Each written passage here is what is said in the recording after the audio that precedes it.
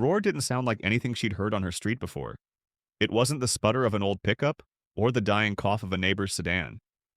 It was clean, sharp, predatory. Lena Reyes looked up from her cracked front step, still holding a chipped bowl of rice she'd just reheated for dinner. At first, she thought it was a mistake. Someone got lost. No one in Eastgate owned a car like that. Not in this part of town, but it didn't just pass. It stopped, right in front of her house. The car gleamed like wet blood under the afternoon sun. Ferrari red, polished to a mirror shine. The engine purred once, then fell into silence, like it knew the whole block was watching. Lena squinted through the windshield. The windows were tinted jet black. The door clicked open, and a man stepped out. Tall in a tailored navy blue suit, shoes too clean for this street. He looked right at her. Not like a stranger. Not like someone lost. Like someone who came here on purpose. Lena stood slowly, heart thudding in her ribs. She was still wearing her faded apron from the grocery store shift. Her hair was pinned up in a lazy twist, and her cracked sneakers had holes at the toes. Her first thought, this is some kind of mistake. But he crossed the street, calm, assured, like this scene had played in his head 1,000 times. Then he said her name. Miss Reyes? She didn't speak. Couldn't. He smiled, not wide, not fake. A quiet smile. Familiar somehow. I've been looking for you for a long time. She blinked. Do I, know you? His eyes softened. You knew me once. A long time ago. You fed me. Lena felt her knees weaken. Her grip tightened around the bowl. The past had never knocked on her door before, and it sure as hell never drove a Ferrari. 10 years ago, Lena Reyes didn't own much, but she owned her shifts at the Dusty Spoon Cafe, like they were gold. The Dusty Spoon was the kind of place people only walked into if their wallet was light and their pride was lighter. Cracked vinyl booths, grease-slicked tile, a jukebox that hadn't worked since 1994, and a menu laminated so many times you could feel the heat from the fryer through the paper. Lena worked every night shift. She was 23, sharp-eyed, quick-handed, and just tired enough to smile without meaning it. It was a Wednesday in November when everything shifted. The sun had already slipped behind the rooftops, and the street outside was slick with cold rain. The only customers left were a trucker with one boot off and a man reading a hunting magazine without ordering anything. Lena was clocking out, ready to bike home, when she went to take the trash out back. She pushed open the dented metal door, the hinge groaning like it hated its job more than she did. She stepped into the alley with a half-full garbage bag in one hand and a paper cup of leftover soup in the other. Her unofficial dinner. That's when she saw them. Two shadows, huddled by the back dumpster. A boy and a girl. So still they could have been painted into the wall. The boy looked about 10, the girl maybe 6. Clothes soaked, hair flat against their faces, their knees pulled up to their chests like they were trying to fold themselves out of the world. Lena froze. The bag in her hand slid slightly. Hey, she said softly, her voice catching. The boy's head snapped up. Protective. Fierce. Like a feral animal ready to run. We're not stealing, he said, almost before she opened her mouth. The girl didn't say anything. Her lips were blue. Lena crouched slowly, the soup cup still steaming in her hand. I didn't say you were. The boy narrowed his eyes. We'll leave. I didn't say that either. Silence. Then she did the one thing no one else had done all week. She offered. You hungry? The girl flinched like it was a trick. The boy didn't answer. Lena opened the lid. It's warm. Lentil, I didn't touch it. Swear. The smell of garlic and cumin drifted through the cold. The girl took a half step forward. Her name's Sam, the boy said flatly. I'm Danny. Lena set the cup down slowly on a milk crate. No sudden movements. I'm Lena. She walked back inside without looking back. That should have been it. Just one bowl of soup. Just one night. But it wasn't. The next night, they were back. Same spot. Same silence. This time, Lena brought 2 grilled cheese sandwiches wrapped in napkins. She didn't ask questions. She didn't try to touch them. She just handed them the food, nodded once, and left. By night 4, she had a routine. She packed extra scraps at the end of her shift, bought a juice box with her own tip money, and every night she left the food without speaking, like it was some sacred ritual no one could witness. But secrets don't stay hidden in places like the Dusty Spoon. On day 7, everything cracked. Lena was mopping the floors when the manager, Ralph, a red-faced man with a belly full of bitterness and cheap bourbon, pulled her into the storage room. "You think I'm stupid?" he snapped, slamming the door shut behind him. Lena blinked. "Excuse me? You think I don't know why we're low on soup? Why bread goes missing every damn night?" Her heart pounded. It's leftovers. No one eats that stuff. His face twisted. "This isn't a charity. You giving away food behind my back? To who? Rats?" She didn't speak. "Tell me now, Reyes, or I call the owner. You'll be out before the grease dries." Lena clenched her fists. "They're kids." "What?" "2 kids. Behind the dumpster. They're starving." Ralph laughed, a hard, ugly sound. "And what? You're Saint Lena now? Feeding the strays?" "They're not animals. They're not our problem." Silence. He leaned closer. His breath stank of anger. "You want to keep your job? Next time you see those kids, you walk away. You got me?" Lena's jaw trembled. She nodded once, but inside something cracked. That night, she didn't bring food. But she didn't sleep either. Her mind echoed with Sam's tiny shoulders shaking in the cold, with Danny's stiff voice saying, "We're not stealing." She thought about her own childhood, the nights she and her sister ate crackers for dinner and called it a game, the time someone left a bag of groceries at their door and they never found out who. She remembered how it felt to matter, even just for a second. The next night, she came back. 2 sandwiches, 2 apples, a thermos of soup. She didn't care if Ralph saw. She wasn't feeding strays. She was feeding someone, and someone someday might remember. The first snow came early that year, thin and patchy, like the sky couldn't commit. Lena walked her bike to work that night. Her chain had snapped the day before, and she couldn't afford the fix until next paycheck. She wrapped her scarf twice, gloves thin and fraying at the fingertips. The air bit at her cheeks, but she barely noticed. She had 2 peanut butter sandwiches and a container of leftover stew in her backpack. She'd packed it quietly behind the ice machine. No one saw. At least she thought no one did. Behind the Dusty Spoon, Danny and Sam were waiting, not sitting anymore. Standing, alert, ready to flee. Danny's face was tighter than usual. "They followed us," he said, 2 nights ago, after you left.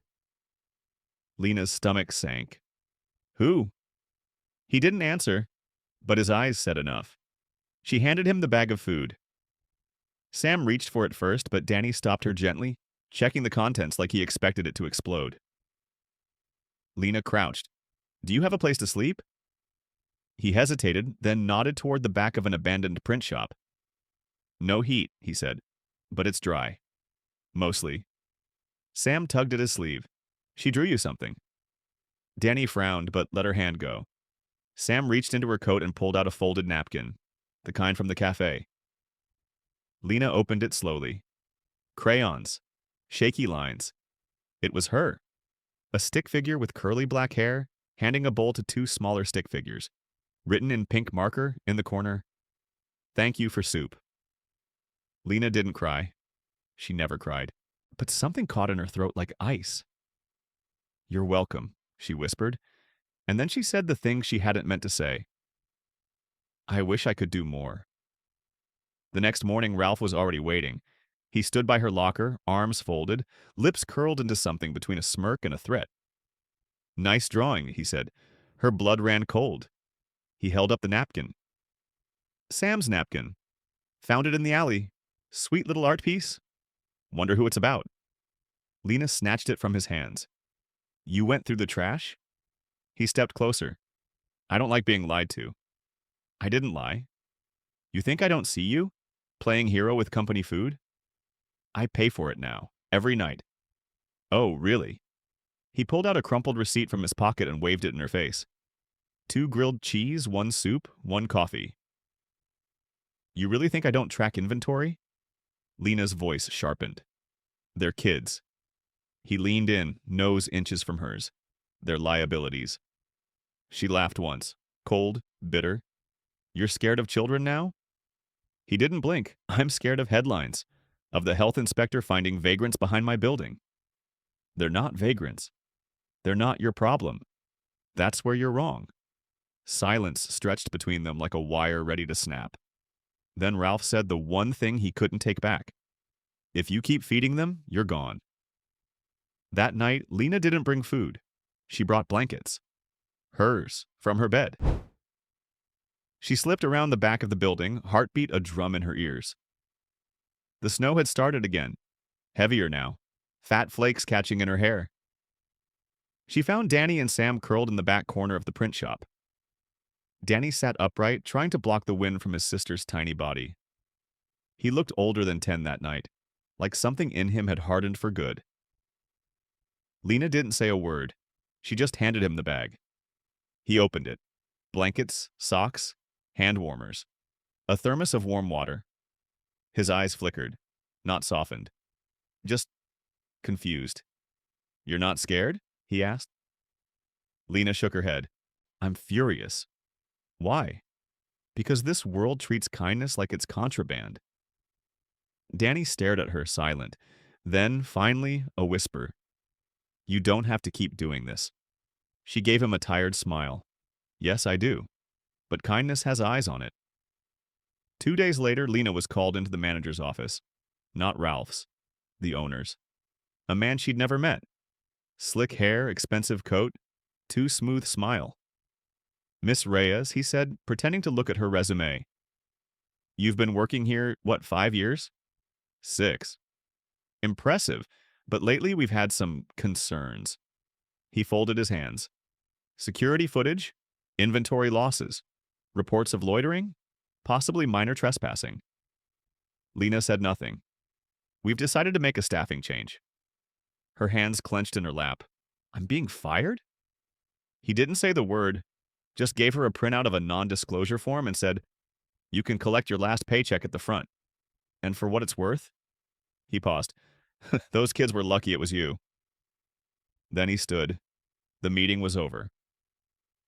Lena walked home in the snow. No job. No plan. Just the napkin Sam had drawn, folded in her coat pocket like a prayer. She didn't see Danny and Sam again after that. They disappeared. No goodbye. No note. Just gone. Maybe it was better that way, or maybe that's what she told herself to sleep at night. But she kept the napkin, framed it, hung it by her kitchen window.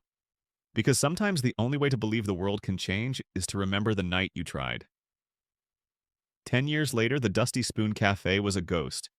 Its windows were boarded up, the letters on the sign bleached by the sun.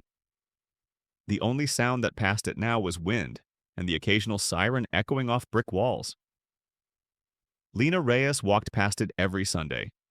Not because she liked the memory, but because her feet always found the same route. She was 40 pounds lighter than back then. Her cheeks were sharper. Her hair, streaked with gray, lived in a tight bun under a wool hat. She worked part-time at a senior center and sold handmade soap at weekend markets to make ends meet. Every month she thought about moving. Every month she didn't, because there was still that napkin, framed above her kitchen sink. Sam's crayon drawing, faded, bent at the corner, stained with time. 2 stick figure kids, 1 stick figure Lena, a bowl between them. Underneath, in childish pink letters, "Thank you for soup." On a Wednesday morning, the sound returned. That sound. Not a bus. Not a moped. Not even the rare luxury SUV that wandered into the wrong zip code. This was precise, aggressive, expensive. Ferrari, blood red, low to the ground, parked right in front of her crumbling front steps like it belonged there. Lena stood in her bathrobe holding a cup of instant coffee, frozen on the spot. Out stepped a man. Tall, late 20s, skin the color of toasted almonds. Sharp jawline, eyes that could slice a lie in half, a navy coat tailored like armor, Italian shoes, wristwatch blinking money. He looked at her porch, then at her, and he smiled.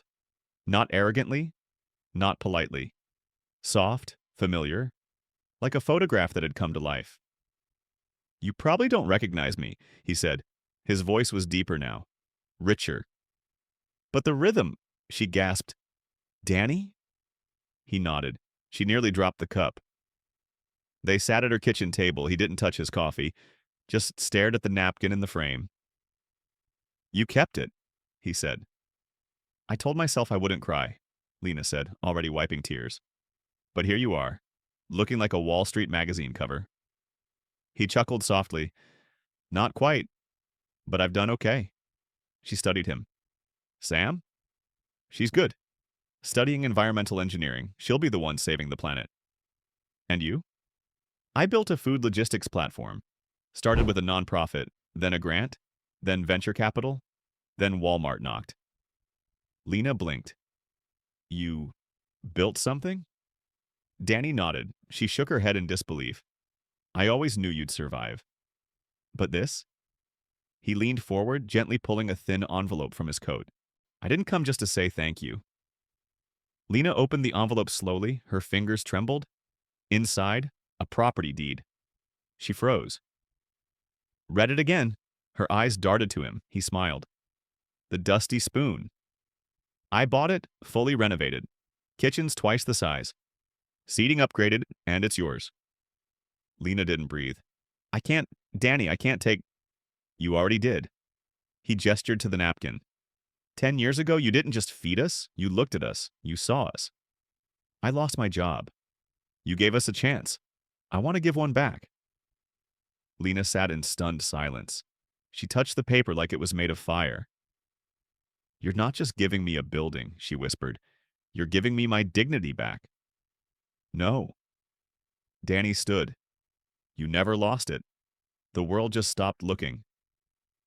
That weekend they stood together in front of the new cafe. Same street, same sidewalk. But now the awning was dark green, the wood polished, the windows shining with morning light. Above the door, Lena's table. Inside, warm light, fresh bread, and a new napkin pinned to the wall. Drawn by Sam. 2 figures. Older now, but still sharing a bowl.